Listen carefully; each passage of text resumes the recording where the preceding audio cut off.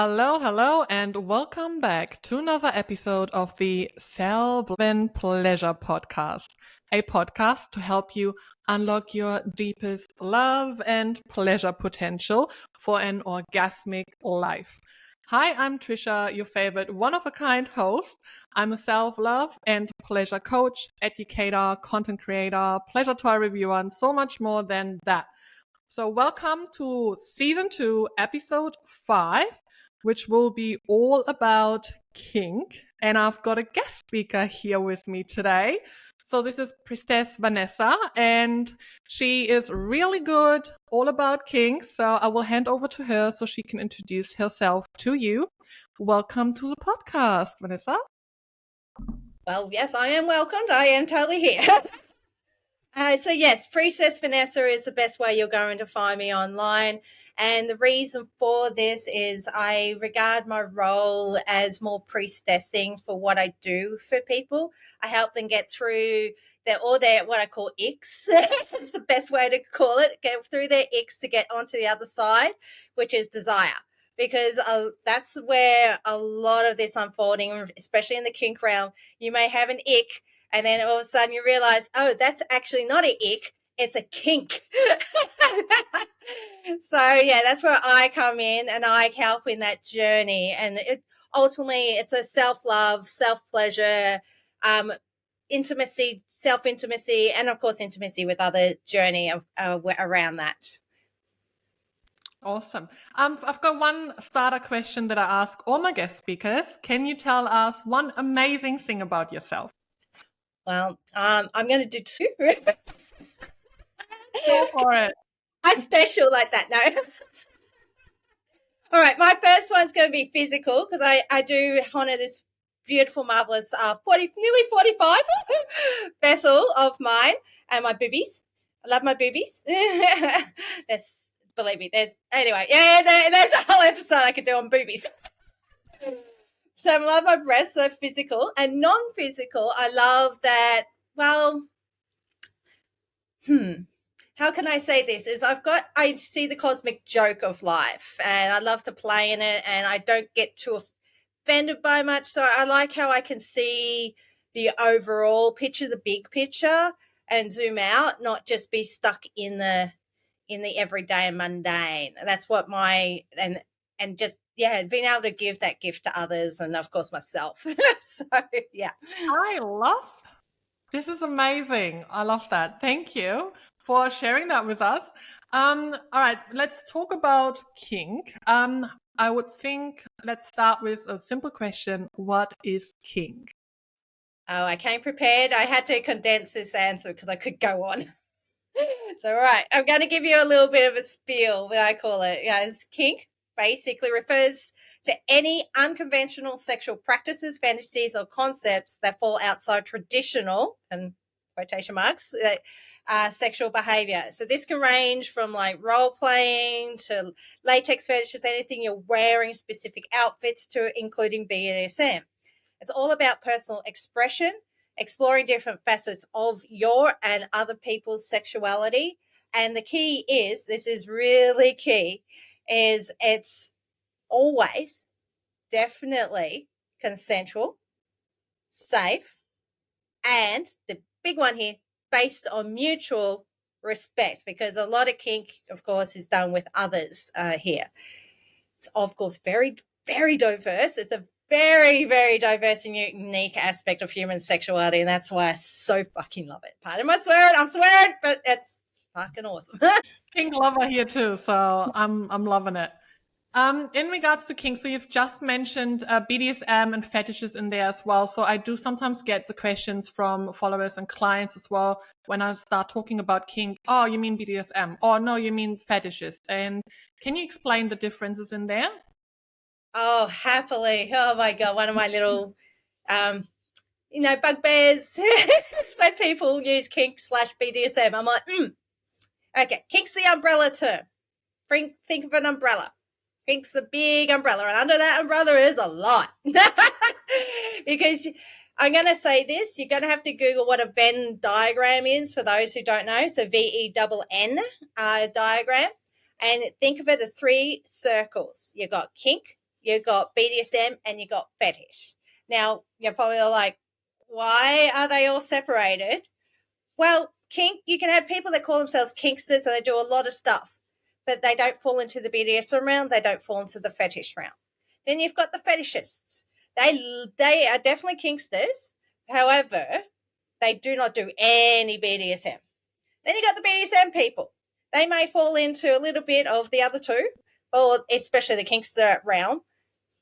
Yeah, it's just all interrelated, but also not. And when I say that, I'll go a little deeper on that for you guys. Is basically kink is the, again, umbrella, broad term. Everything goes under that. BDSM, we're going to break it up. B, bondage. D, discipline. And discipline, it can mean domination, like the DS play, the power plays as well. That's where the discipline comes from, because some people are into corporal punishment and all that sort of stuff. But the D is ultimately discipline, but it's more domination, submission stuff as well. Then you got S, sadism. I love sadism, but it also is the other side of it, because you can't have sadists without masochists. SM, sadomasochism. So yeah, even in BDSM, you've got an umbrella. It's got BDSM. So you could be into the bondage, but not into the power play. There's definitely people like that, into the bondage, but not into power play, not into pain. They like the sensual aspects of bondage. Then you got the D. You got people like me that love power play dynamics, and I regard myself as a switch, but at the same time, I err on the submissive side of things. I prefer that end of the power play dynamic. And then you've got the SM.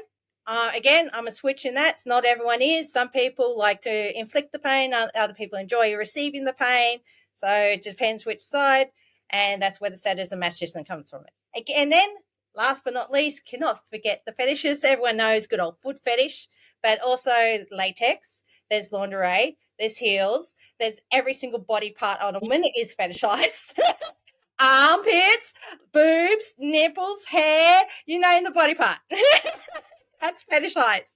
And if you're wondering basically what is a fetish, I'm just going to quickly touch on that, because some people are like, isn't it you've got to get really super turned on and obsessed with that body part? No. I'm going to say no. My experience, as well as just explorations and learnings and everything in this round, fetish has taken a different sort of definition. It can be a fixation for some people, like the foot and the boobs and the da-da-da-da. However, not everyone is that. It's just, I forgot to also include the objects. Sorry, objects, it can be objects, material, body part, and basically it's just got to really create that turn on in you. Like when you, like for, I'm going to touch quickly on me. I did develop a latex fetish. I say develop because it wasn't already there, and then it came to me, and I was like, oh, this is the time. And you touch it or have it on you or whatever, and it's just like, I am so horny right now. I'm not fixated on latex. I'm not fixated on it, but it's that incredible, like this object, this material, this thing just creates such a turn on in your body, and the eros, as it's called, just kind of really starts running through your system when you're around it, with it, viewing it. It depends. It's also different on each person. Some people more tactile with their fetishes, other people more visual. It's all different things. Again, like I said, that's a big broad little bubble there. So that's all right. We'll finish on that because I can keep going. In regards to fetish, it's really interesting. Since I've run my adult page, Trisha's, I have got requests of certain forms, and it was like tongue piercing fetish. So I needed to do. Someone asked me to do a video of just like playing with my tongue and with my tongue piercing, and like nothing else, just like that for like 10 minutes. And I'm like, all right, I can do that. Or my armpits, totally in love with them. And what else had I had? My legs, my thighs. They're like totally into that. And then I had set like certain materials as well, like latex and things like that, heels, feet, obviously, because this is like, I think this is pretty almost common now. But yeah, it's just amazing. Like they are actually highlighting my body parts, and I have never looked at my body that way. And the way they're highlighting it, I actually start to fall in love. I'm like, I do have nice like arms. I Yep. do actually like, I like my tongue and playing with my tongue, and oh, my legs are actually amazing. Like, I love my thighs. So they're actually helping me to fall and appreciate my body more, because I'm like, I've never looked at it that way. So this is like something that I just wanted to highlight, how amazing that is, that we forget we're living in this body, and we are so negative sometimes of like, oh, this is not right and this is not right. But others would be totally like, oh my God, like, you're amazing. Yeah, they worship. So we just Yeah, sometimes forget, and we should appreciate it more. So hearing you. And just then wanted you've to got the highlight that. whole hairy stuff fetish, and then thick thighs versus other, size thighs. Are you ready to unlock your deepest love and pleasure potential for an orgasmic life? Then come join your self-love and pleasure queendom or kingdom. If you are working within the sex, self-love and pleasure field as a professional coach, toy reviewer, adult content creator, then come join the Brothers and Sisters Circle. And if you would like to see more of me, your favorite one-of-a-kind Trisha, you can join Trisha's Life. You can join it all by going to selflovepleasure.com. I can't wait to connect with you there. Mwah. So yeah, what I was trying to say is positive objectification is a thing, and I will say that helped me when I first came across or other people's kinks in regards to when I was a stripper. Definitely, positive objectification of my body helped hugely with my own body love, especially when I'm hairy, because oh my God, hairy armpits, hairy, you name it, hairy, and there's someone out there like, I love it, please give it to me. It's all like, yeah, it really makes you, like you said, appreciate that literally every part of your body, like you said, tongue piercing. I'm like, I can't do that, no tongue piercing. But it's like long hair fetish versus short hair fetish versus no hair fetish versus, yeah, literally anything and everything. And that's where it can be a positive. It's like, in my opinion, it can be a positive for both the person with the fetish and the person that's been fetishized if you can be like in mutual agreement. Like I was saying earlier, mutual respect and agreements, consensual and all this. Where's the harm? Now, the fixation side of it, it's just all like anything. It's like anything. If you have a fixation on something, as long as it's not affecting your life too badly, you're still living life, you still can function as a human being, and you're totally fine. I'm like, is that really harming? Is that really harming anyone? And if you actually put this in a box, like you only do it on Saturdays, or you only do it with at a kink party, or da da da da da, you have your own little rules around that. And like I said, it's not affecting your relationships, it's not affecting anything else, then so be it. So be it. I'm not too fussed on that, that's the thing with kink. It's really broadened my own mind to like the expressions, everyone's expression in their sexuality in this space. It's broad. It is big. It is, and I've always been into kink, like from early onwards, and I just love exploring and just really trying out things, and I love, yeah, just adventure, new things. So teach me something new, show me something new, and I'm just like, oh my God, oh my God. Which brings me to one of the questions: benefits of kink. So Oh, because we've just talked about like how it can actually help the fetish or the fetish, the other one, to like highlight their body parts or get satisfaction out of there. What other benefits are there? biggest one, enhanced communication. I'm going to say this up front. You definitely have to communicate. In a lot of kink, even if it's on the fetish side, even with the fetish side, you can explain, you know, like I've got a latex fetish, and this is how it is expressed. Everyone's latex fetish is a little different, I find. So yeah, it's like it enhances your communication, and that like, well, this is my desire and this is how it's expressed. And this is my yeses, my nos, and my maybes. I'm curious about this, or I'm willing to explore that. Or if it's like even what's called a soft yes, where you're like, yes, and I can say no at any time to this. It might change. So it does enhance your communication big time, in my opinion. I've definitely become a lot more ease with my expressing desires and expressing my no's. Key one for a lot of women, very much so. Expressing this is it, this is what I desire, and this is my no. This is the line in the sand here, you know. Another one, especially if you're in a relationship, any sort of relationship, by the way, I do kink with friends. So I do what's called platonic non-sexual kink. And it's not always sexual, people. Yeah, that's a big one for a lot of people to get their head around. Believe me, they were like, wait. I'm like, yes, platonic non-sexual kink exists a lot. And because of that, it has strengthened my trust with certain people.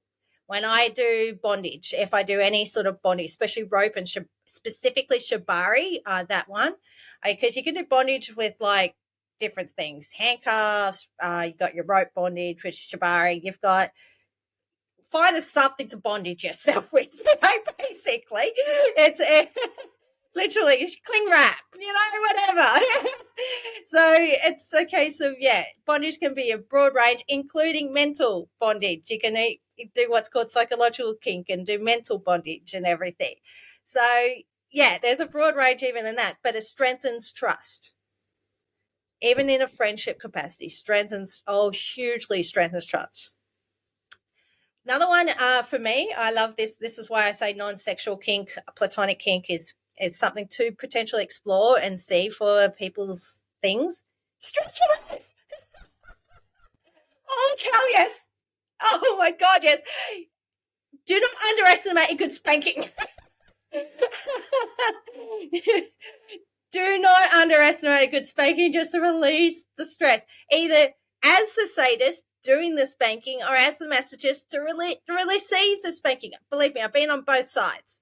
And like I said, you're in a mutual respect and agreement here. It's totally consensual. You know everyone's boundaries and everything. You can really, really, you know, I'm just all about that. Yeah, I'm so like, yeah, it's, believe me, the stress relief and a good spanking, some rope bondage, just a couple of basic things for me. And I'm like hair pulling, and I'm like, yep, I'm good now. I'm good for the next month. So yes, hugely. Another one for me, and I've seen it for a lot of other, especially women, those who are on this side of the fence for the gender empowerment, especially when they step into what I call either the top. There is a difference between top and dom, by the way, the dominant, because once again, power play versus just a role. Top and bottom are just roles. I'm just topping you. I'm being the one tying you. I'm just the one spanking you versus I'm your dominant. I'm your dom. I'm the one going to be in power play mode here on the top sort of thing. So one's like an energy where you got to bring it, especially if you're in that dom role and the top in that dominant role versus top versus that can be more skill based and just a role that you're doing for that period. Now, I say this because doing that can be empowering for a lot of women, stepping into that dom role or the top role. All of a sudden, you get to tell someone what to do. All of a sudden, you get to you get all your needs met, because in the top role, especially in the dominant role, I'm going to speak on the power play role, especially in the dom side. When you step into that role, you're not just looking after your own desires. You definitely have to look after yourself, but you're looking after the subs as well. There's a 200% responsibility. And when you step into that role, it becomes so empowering. Like, whoa, yes, it's a responsibility, but it's a responsibility that's empowering, because you get to all of a sudden take care of yourself, but also someone else in this whole dynamic of DS, dominant and submission. But even on the other side of it, when you're the sub, once again, only 100% responsibility. You're like, why only 100? Because a good submissive looks after themselves at all times. The dom's got them. Like I said, the dom's 200% responsibility. They're looking after themselves. They've got them and you. That's their thing.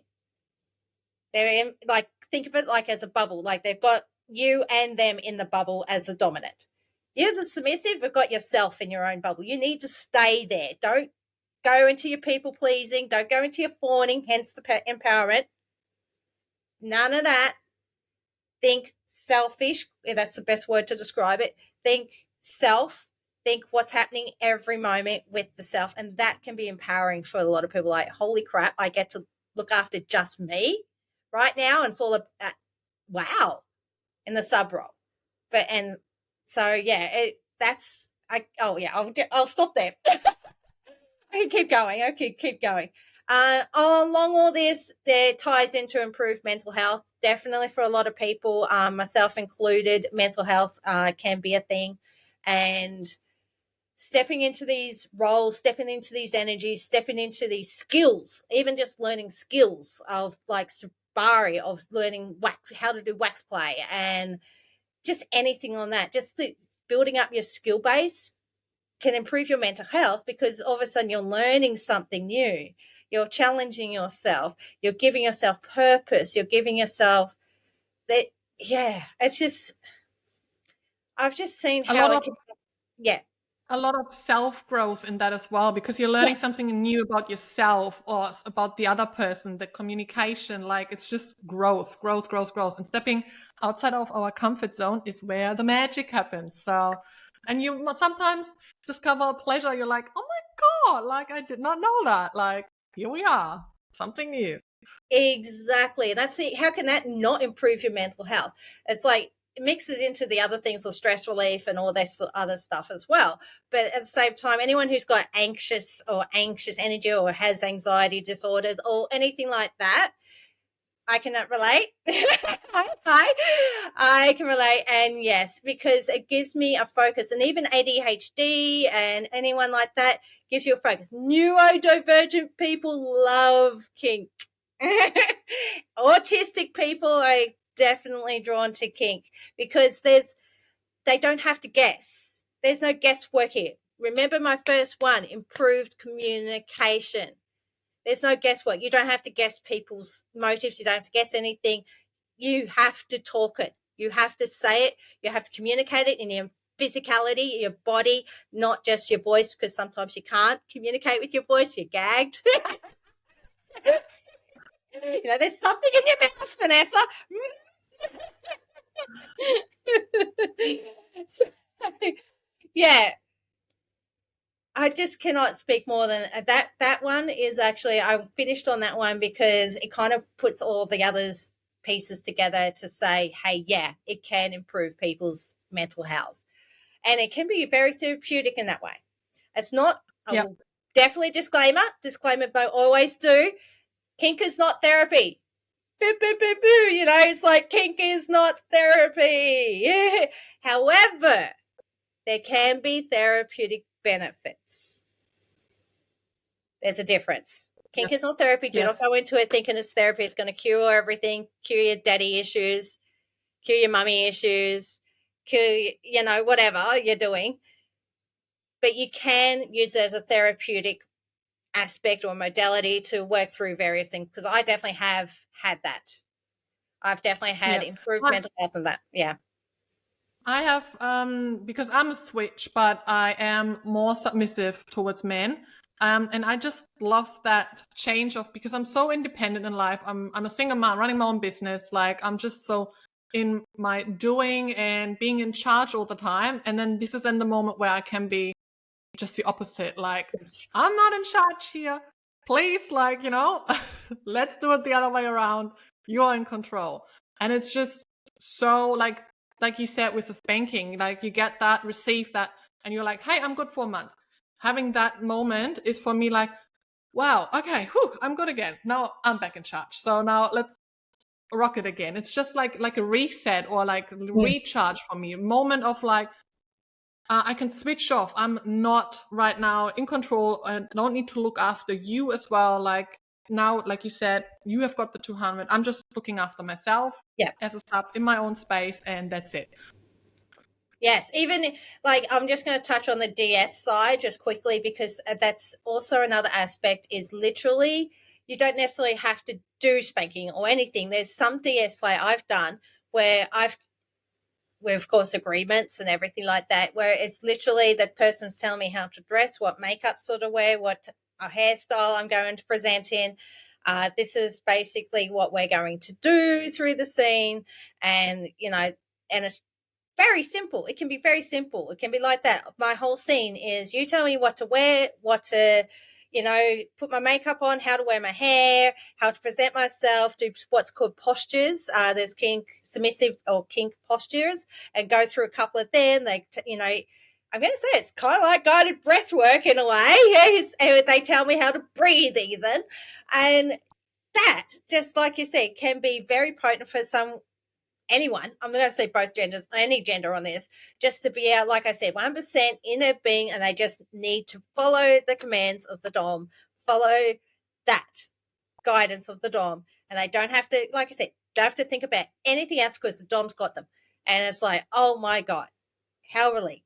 Which is really a great reminder with what you've said, improve communication. So even though there's like, oh, I'm a dom, or I've got this fetish or this kink, everybody is still different in their own way. Like, what kind of like dom are you? Like, what kind of like connection are you looking for? Energy exchange. So it's really important to always, talk things through, communicate, and to really dig deep and be sure about it.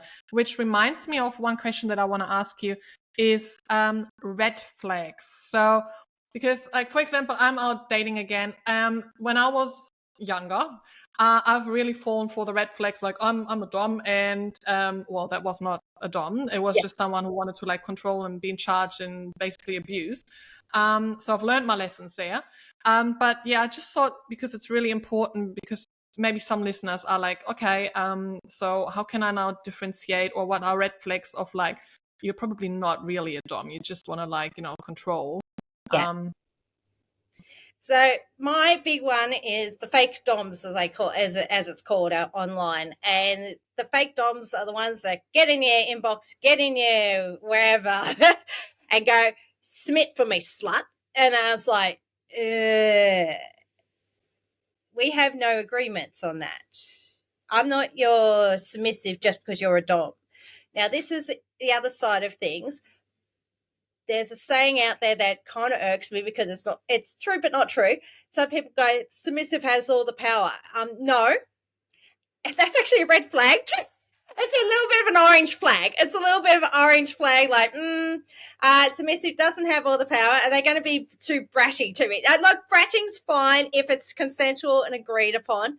However, are they going to be all like, I've got all the power? You got to remember, the dominant, is bringing a gift of that power, of giving that gift of themselves. They're bringing a gift. They can take that gift away at any time too.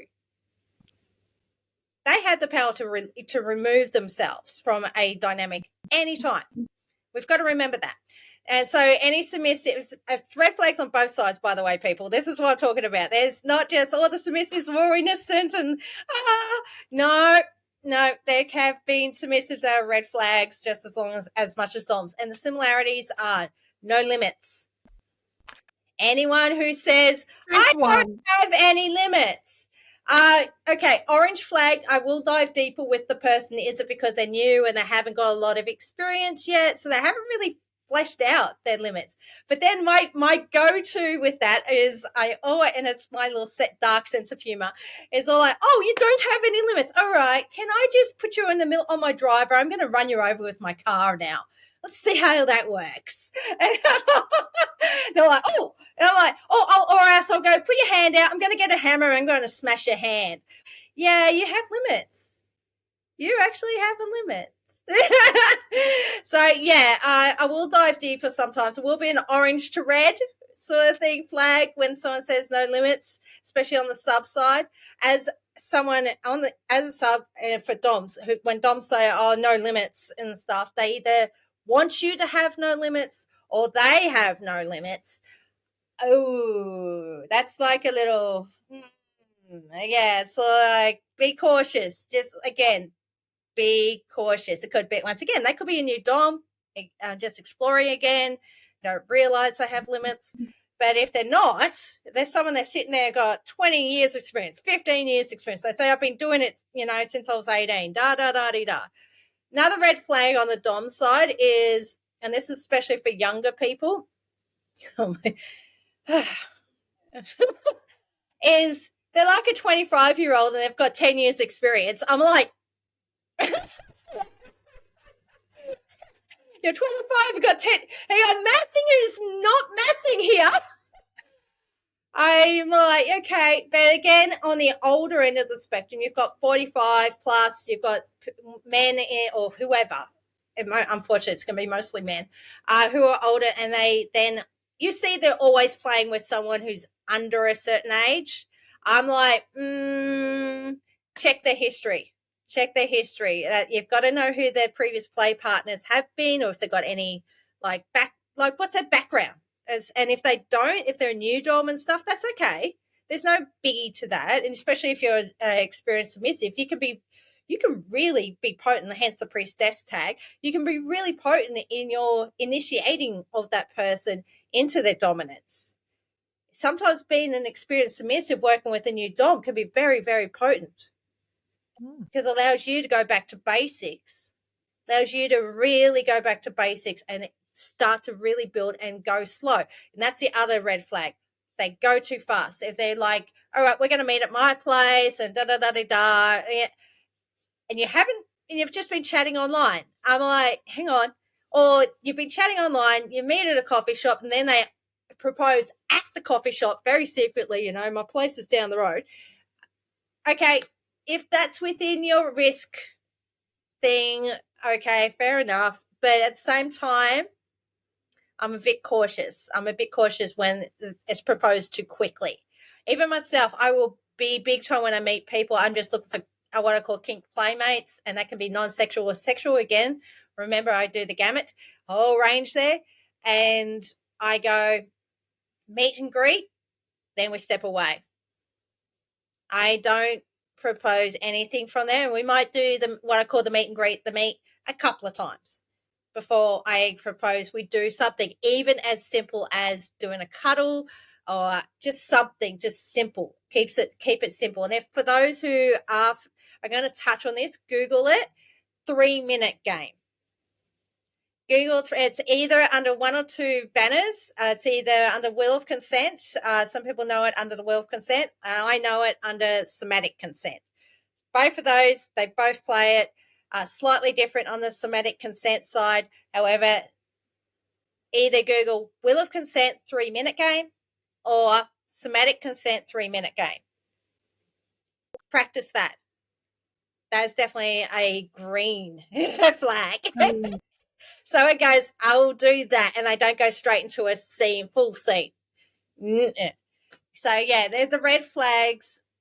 Are case by case too, and depends on people's what I call risk profiles. Some people are willing to do the whole sleep on the first date thing, and as you know what I mean. And compared to other people who are like, no, I need 3 dates before I do anything. It really depends on you're going to have to get to know yourself, and it's just kind of figure out where is your risk assessment in that, like how risky are you as such. And that's okay. Like I said, everyone's risks are different. I'm definitely no judge here, but you definitely have to be self-knowledge on that one. Self-knowledge, listen to that intuition. While we're at that, any tips for beginners who are like, all right, I want to experience kink, I want to try some BDSM, how can I approach this? Where can I find people? All right. I've got 1, 2, and 3. First one is education first. Things like this where you learn more and more about all the different ways kinks expressed, talked about, all the podcasts, all the websites, it's like you cannot have too much education, in my opinion, in this realm. And I mean general education as well as specific. So you can go to general things like this, like listening to various podcasts that generally talk about it, because each person, this is the other thing, there's some similarities. There's huge similarities, but there's also unique differences to how each Kinkster in this realm expresses it and talks about it and everything like that. And that's been my biggest also education, how I've come to where I am and what I'm about and what I've learned about kink, as I've exposed myself to a lot of different teachers. Now, no guruing anyone, don't guru anyone. It's just take it in, see what works, discard the rest. That old saying works in this realm. So yeah, keep going until you find what works for you, who works for you, which teachers, mentors, people that speak about it, Kinksters, whatever. Just take it in. Education first. And then, of course, from that, the specific education of building up your skills and everything in this, because there's skills in how to craft a scene. Learn how to craft a scene. A perfect bloody scene. There is skill in that. Learning skills as a dominant, learning skills as a submissive, learning skills as a rigger or a rope top, learning skills as a rope bottom, because this is the other side of it. A lot of people, when they rope bottom, they don't think they're skill building. I'm all like, if I tie you, then you're going to be doing some education on your end of the scale too. So rope bottoming has its own skills. Got wax play, like I talked about, and everything, like sensation play, like skill building. Go to workshops, go to listen to podcasts, watch online. There's plenty of online education as well. Now, I am hesitant with YouTube. YouTube can be good if you find the right people. There are some educators on there that are great, but then of course, there's other educators who are a bit iffy sort of thing. So you're going to have to use discernment on that one. Second, and we've touched on this totally all through this, but I cannot reiterate enough, open communication and consent. They go together. In my opinion, they are not separate. Open communication and consent.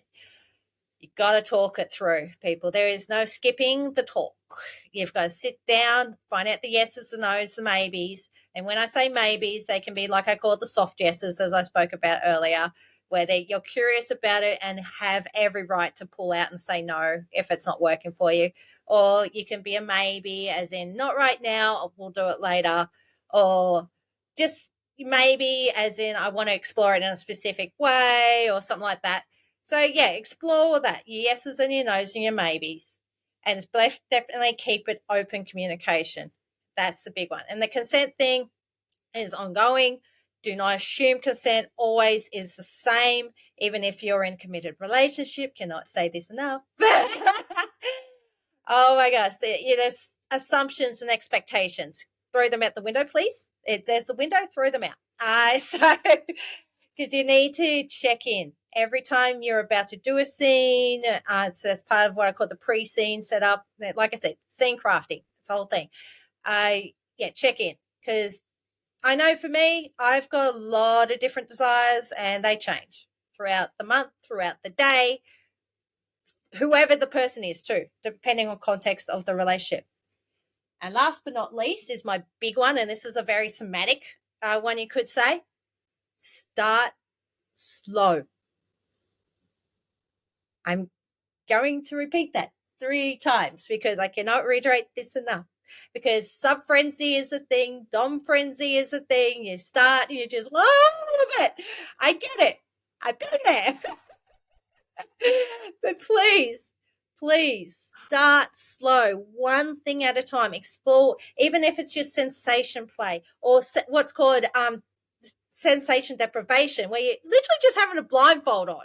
Start slow. It's like people don't realize just blindfolding, even the hands over the eyes as a blindfold. Start simple, start slow, and see how your body reacts. Explore that. There's so much you can explore in just the blindfolding, or having someone just put their hands over your eyes and then put earphones on so you get the central deprivation of the ears going as well. Like that, just that is a lot to explore. And then of course you've got sensation player things. A lot of things can go into that in sensation play. So yeah, just start slow, See how your body reacts, get to know yourself, because you might change. Is the other thing. That's why I say start slow, start simple, is you might change throughout the month, especially women, especially with our cycles. Those of us who have our cycles still, you will change throughout the month. Your sensitivity, your either masochist or sadism or whatever it is, which side you are, that will change throughout the month if you still have your cycles. Those who are menopausal, perimenopausal, it's a whole thing too. So yeah, we're changing beings. We're never the same being on the same day. So please check in, open communication, consent, start slow, start simple, and yes. Those are the big two, and the one I actually said, the education. Educate, educate, educate.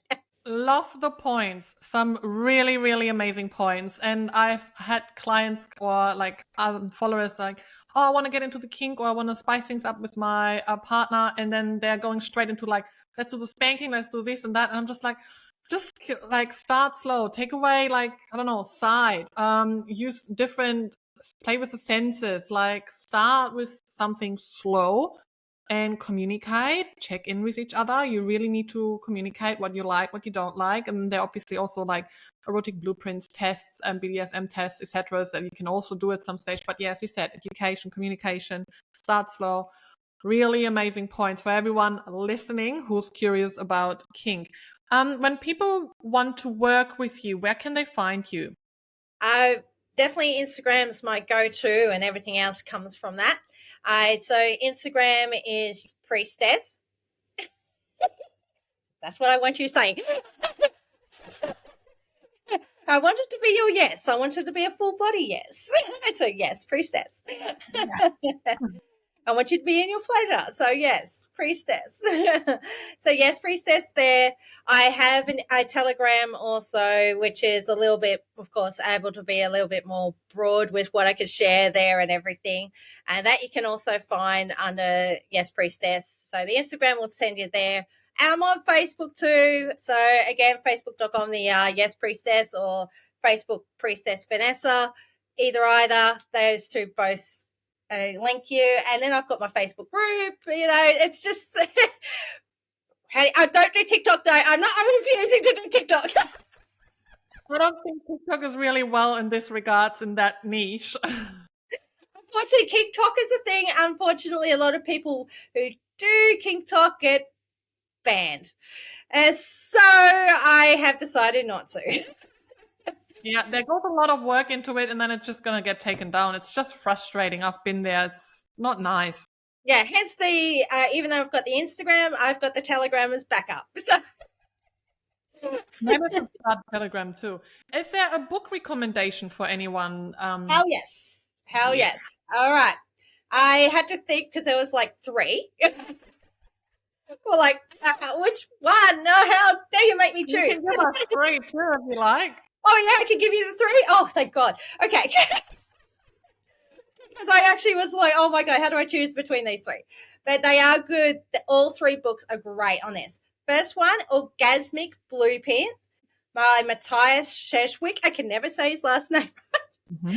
But if you go to the Somatic Consent website, look, just Google it, Somatic Consent Matthias or Somatic Consent Matt, you'll find it. You'll find that one.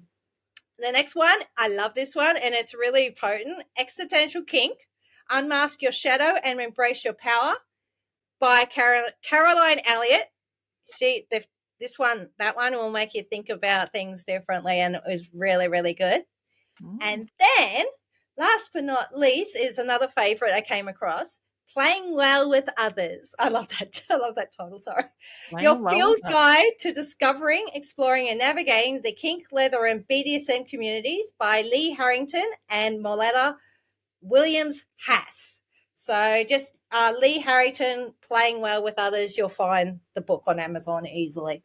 I have not heard one of these 3, so now I know that I'm going to have to order myself a few new books. They're all gold. All 3 of those are really potent and gold. It's we'll keep them. They're keepers. I'm actually very selective with which books I actually keep these days, because sometimes I'm like, some books, whatever, I'll go borrow it from someone else, sort of thing. Yeah. But books like that where I know I'm going to come back to it, because it's just like, oh, that and that and that and that and oh and that and you're just forever uncovering and discovering yourself through the different things you get from the wisdom from those books. And they all influence the kink. Definitely all influence my kink. And it will be great for all my clients who are interested in kink if I get more, like, I love reading and getting different perspectives from different people. And then you're like, oh, yeah, that's a great pickup there. Exactly. So, Education first. love that. We definitely have to schedule in another. We definitely have to schedule in another podcast episode because I feel like we can talk for hours here. So everyone listening, there will be coming more around the kink topic because we are just not finished. But we will end this episode with, I would say, one top tip for our listeners. Breathe. I've got it tattooed on me. Literally have it tattooed on me. But it is the top tip. It influences your kink greatly. If you're like tense and holding your breath as a sub, breathe. If you're tense and holding your breath as the dom, breathe. Yeah, breathe, people. Just breathe. The breath is so potent. I'm not even going to. It's like, yeah, you could do breath work. Like, this is the funny thing. Breath work can be a kink. I have turned it into a kink for myself. I'll open up the Insight Timer app and find a guided meditation and turn that person into my dom for that moment. So, and that's breath work. That breath work is a kink. You can play with the breath in kink. So, yeah, breathe. It is potent. If you're too tense and you're not breathing and it's like all upper chest, it's going to influence your experience in any capacity, even when you're playing with pain.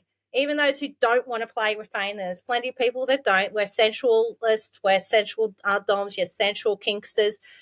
That's fine. That's fine. You still need to breathe. You still need to connect with your breath. 100%. Couldn't agree more. Such a powerful tool that we've got available, and we sometimes forget to actually use it for our advantage. So, love that. Yep. All right, everybody. Thank you so much for tuning into this episode. There will be more coming, so make sure you hit that follow and subscribe button. And you're going to go check out Priestess Vanessa, and I will have you at one of my next episodes. Thanks, everybody. Lots of love. Bye-bye.